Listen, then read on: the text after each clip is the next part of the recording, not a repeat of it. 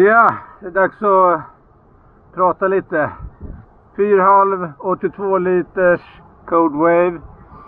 Nu har det lagt sig lite som prognosen sa, så jag gör det enda rätta.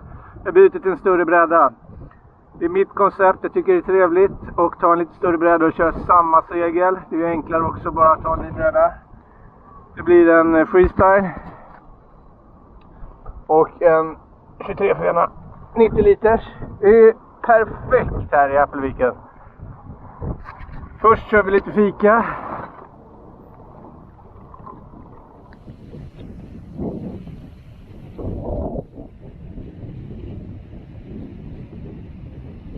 Solen skiner alltid i Appelviken.